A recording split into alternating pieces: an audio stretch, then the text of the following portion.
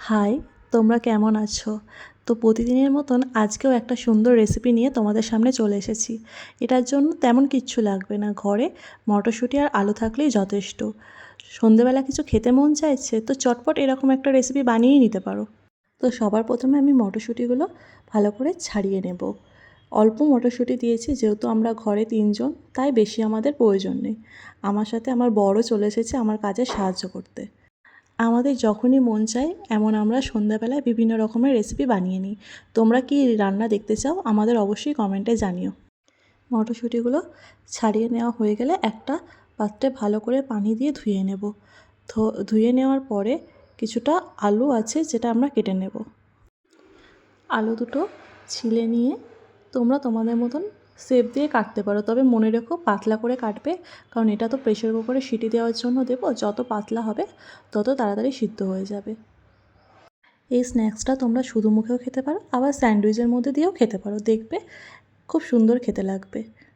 তো চলো, প্রেশার কুকারে আলুটা আর মটরশুঁটিটা দিয়ে সামান্য লবণ দিয়ে 3টে সিটি মেরে দেবো। তো এদিকে আমরা প্রেশার কুকারে এটা সিটি মারতে দিয়ে দেব।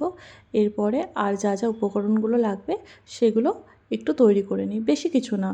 অর্ধেক পেঁয়াজ, একটা কাঁচা লঙ্কা আর সামান্য আদা লাগবে, কারণ এটা খুব বেশি জিনিস লাগে না। সামান্য ঘরোয়া কিছু উপকরণ দিয়ে তোমরা সন্ধ্যেবেলায় চটপটা জিনিসটা বানিয়ে নিতে পারো। চলো, এদিকে আমরা পেঁয়াজটা কুচি কুচি করে কেটে নিই, কাঁচা লঙ্কাটা আর আদাটা গ্রেট করে নিয়েছি।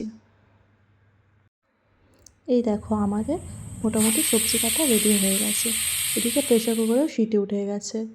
এটা একটা পাত্রে ভালো করে পানিটা ঝরিয়ে নিতে হবে। ভালো করে পানি ঝরে গেলে একটা কড়াইয়ে সামান্য তেল, কাঁচা লঙ্কা, আদা কুচি আর পেঁয়াজ কুচিটা দিয়ে দেব। আমি তেলের পরিমাণটা কম রেখেছি, তোমরা তোমাদের মতন রাখতে পারো, তবে তেলটা কম দেওয়াই ভালো। তারপরে এর মধ্যে অল্প লবণ, ধনে গুঁড়ো, জিরে গুঁড়ো আর হলুদ গুঁড়ো, লঙ্কা গুঁড়ো দিয়ে ভালো করে মশলাটা একটু ভাজা ভাজা করে নেব। তোমরা যদি মনে করো তাহলে এটাতে চাট মশলাও ব্যবহার করতে পারো, খারাপ লাগবে না খেতে। সব মশলাগুলো দিয়ে একটু ভালো করে নেড়ে ওই সিদ্ধ করা আলু আর মটরশুঁটিটা দিয়ে দেব। এটাকেও ভালো করে ভাজা ভাজা করে নিতে হবে। একটু লাল লাল ভাব হলে আমরা এটা খুন্তির সাহায্যে ম্যাশ করে নেব। তোমরা যদি মনে করো তোমাদের কাছে ম্যাশার থাকলে এটা একটা পাত্রে ঢেলে ম্যাশারে দিয়েও ম্যাশ করে নিতে পারো। আমি গ্লাস দিয়ে করে নিয়েছি, অসুবিধা নেই। আসলে জিনিসটা যেন একটা মাখা মাখা ব্যাপার হয়। চলো, আমাদের আলু মটরশুঁটির পুরটা রেডি হয়েছে। আর একদিকে আমরা একটা বাটির মধ্যে একটা ডিম নিয়েছি, সামান্য লবণ আর একটু গোলমরিচ গুঁড়ো দিয়েছি, দিয়ে ভালো করে ডিমটা ফেটিয়ে নেব। তারপরে ওই আলুর পুরটাকে একটুখানি গোল গোল করে চ্যাপটা করে একটা সুন্দর শেপ দিয়েছি। তোমরা যদি মনে করো যে লম্বা ভাব করে করতে পারো, শেপ দিতে পারো, তো সেটাও দিতে পারো, তোমাদের পছন্দ মতন, কিন্তু জিনিসটা যেন একটু পাতলা হয়। এইভাবে আমি একটা একটা করে সবগুলো শেপ দিয়ে নিয়েছি।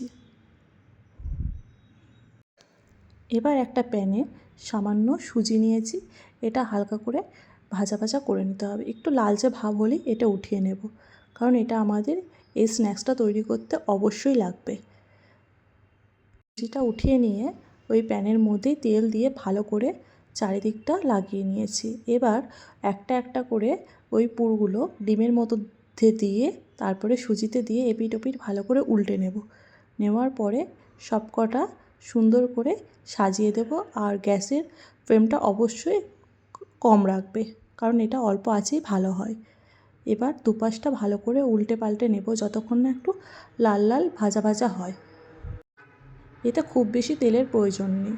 এইভাবে একটা একটা করে সব কটা আমরা ভেজে নেব। ব্যাস, ভাজা হয়ে গেলে একটু সস, পেঁয়াজ স্ল্যাট দিয়ে তোমরা খেয়ে দেখতে পারো। কেমন হয়েছে অবশ্যই খেয়ে কমেন্টে জানাবে। আর তোমরা আর যা যা রেসিপি দেখতে চাও অবশ্যই আমাদের জানিও।